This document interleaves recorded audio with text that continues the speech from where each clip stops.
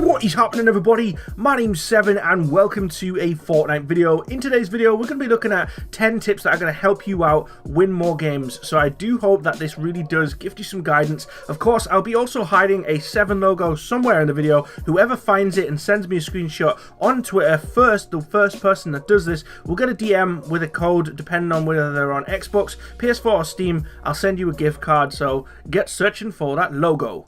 Getting into number 10, our 10th spot for our tips today is going to be talking about landing locations. Now, you will have all known, hey, I've made loads of videos talking about different places you can go, where you can find chests, and some of the better places to land when you first do come into the game itself. Now, there are numerous different places you can land. You can land in the middle of the nowhere, you can land in the middle of the city, it's entirely up to you. But as a player, my first tip is definitely learn how you want to play as a player. If you're confident with your shot, you know that you want to get straight into the action, and you want to go for like a high kill win, you need to land in those contested areas like the cities, or if you want, you can go check out some of my videos and learn some of the other areas where there's still like long chest runs, but they're in the middle of nowhere, so you get a nice easy start to the game. Learn your play style and learn a route that you're comfortable with repeating over and over again, so that you end up developing a thought process and also a play style at the beginning of every battle royale game. So that's definitely going to help a lot.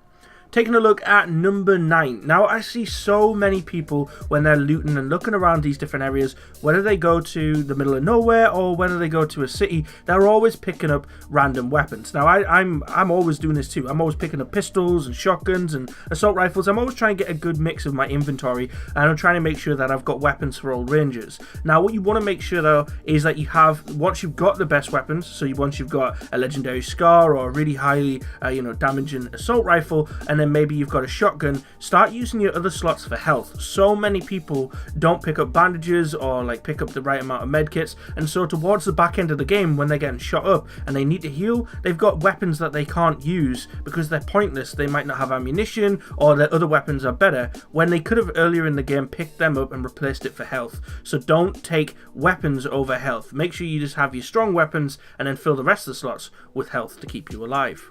Number 8 is going to be looking at explosives. Explosives are an item I definitely advise you actually having. Now, whether this is grenades, a rocket launcher, or a grenade launcher, you definitely need one of your slots to be an explosive slot. And I know that a lot of people go, okay, I want an RPG, or I'll probably ignore the grenades, I don't really need those, or I might go for the grenade launcher.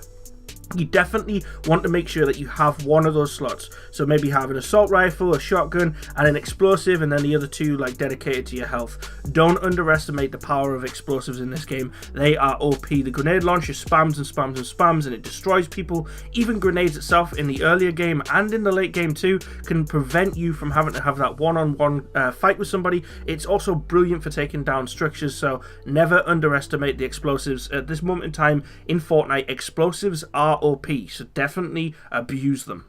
Taking a look at number 7. No matter whether you land in a city or whether you land out in the middle of nowhere, you need to collect resources.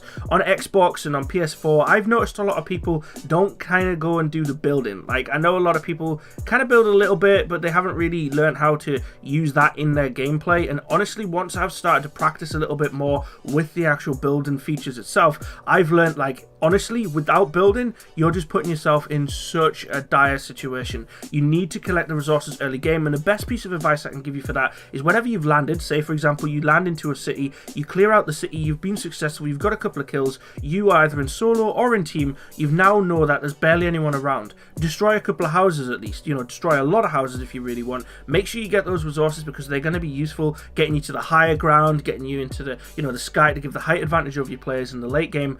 Definitely collect more resources. Don't underestimate the power of resources.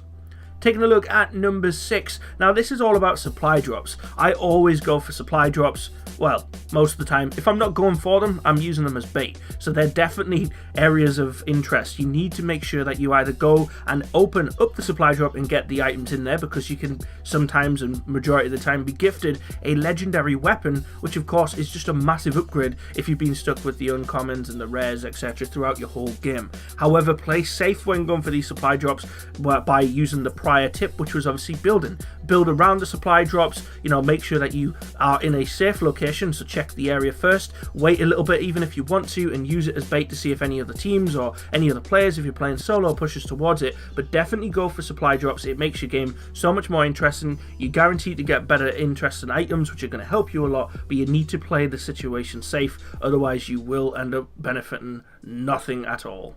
Taking a look at number 5, this is all about sensitivity. With the latest update, there has been a change to the sensitivity, so there are more options for the sensitivity in the sense that you have scoping as well as non-scoping sensitivity. Now, when you aim down sight, if you haven't already got your multiplier correct, you need to get this sorted. So the multiplier is ultimately what's going to decide the sensitivity of your weapon. So even if it means jumping into one game and experimenting with the sensitivity settings and just getting them to the way that you really want them, then this is what you need to do. Because if you haven't mastered your sensitivity, your muscle memory, whether you're playing controller or a PC, is going to be off. And this is ultimately going to make situations like gunfights very, very difficult because you're going to miss shots. And we already know that the spread of the ammunition in this game is really difficult to control, and it's pretty much impossible anyhow. So what you've got to do is definitely master a sensitivity. And with the new settings, I definitely advise spending at least a game jumping on board with that and testing the new sensitivity settings. Taking a look at tip number 4. Now, these next set of tips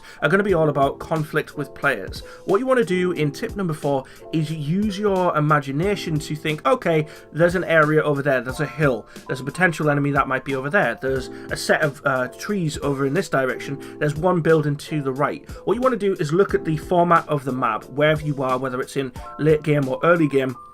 You want to take into consideration the landscape and how players might play. Imagine being in the shoes of another player and use this to try and mark up other enemies. Whether it's close range or long range, you need to make sure, especially in the late game, you mark up individuals. Don't just run straight into the middle of the zone and go, right, there's 10 people alive, don't know where they are. Take your time, build, hide, whatever you have to do, push around, explore. Just mark up as many players as you possibly can so that you can then start making strategies on how to pick them all off one by one.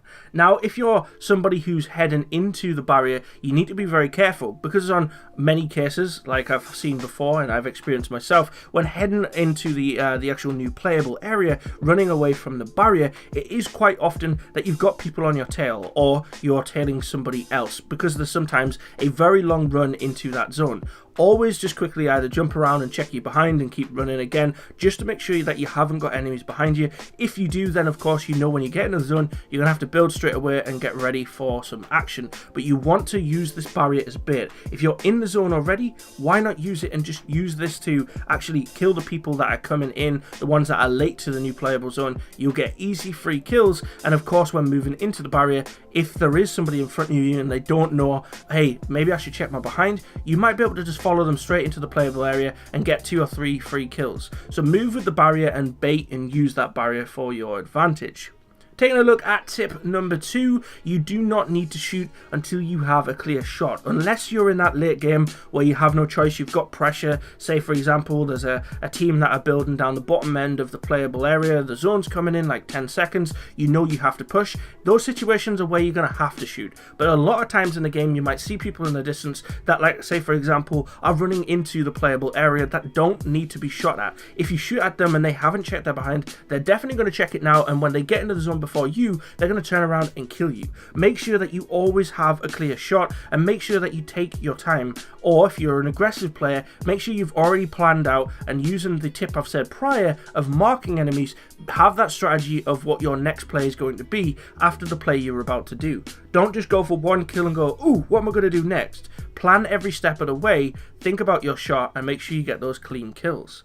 Taking a look at the final tip of today, this is called panic walls, and it was introduced to me by my friend Basil, but a lot of people are using this now because it is epic. Whenever you're running away or you're getting shot and you need to get into a safe zone, your health is low, what you want to do is make sure if you're on PC, you've keybinded it to your mouse just to quickly place walls down. Whether this is wood or any of the other materials, whenever you're running away and you need to quickly get into cover, panic wall. Literally place the walls falls down as you run. Place one, run behind it, place one, run behind it, and use this as a way of giving yourself extra health to get into the safer area.